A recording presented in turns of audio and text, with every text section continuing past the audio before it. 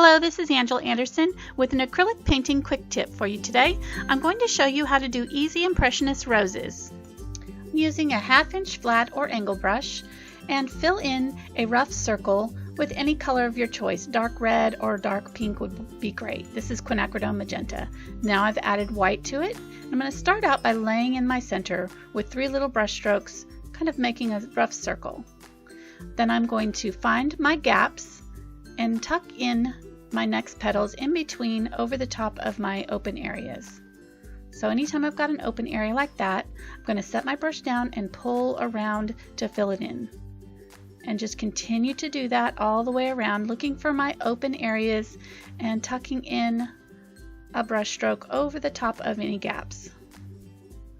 Continuing to work all the way around and lengthening my brush strokes as they get toward the outer edges.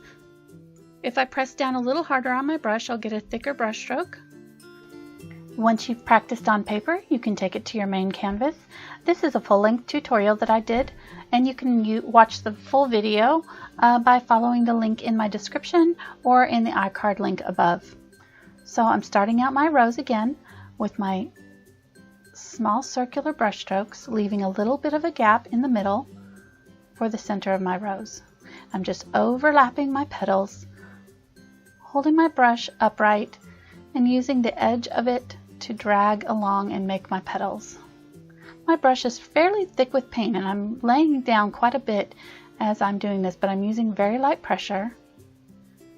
And like I said before, the harder I press down, the thicker my petal will be. Be sure you go over the top of your outline edge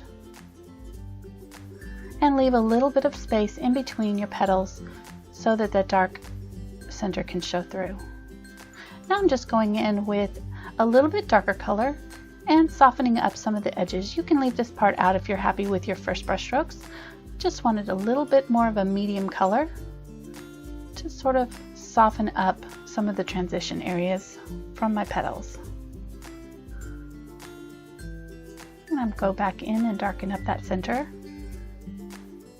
and start out by painting in just a little bit of a center mark and do my 2 outer brush strokes, a third to close off the circle, and then continue to work my way around with short brush strokes that overlap one another just slightly, leaving a gap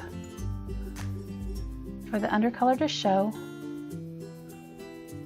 But it's sort of like laying bricks where you put a petal in between 2 open spots. It's really fun. And since this is supposed to be Impressionist, it's not supposed to look realistic. It's your interpretation of a rose, so just have fun with it. It doesn't have to look exactly like mine.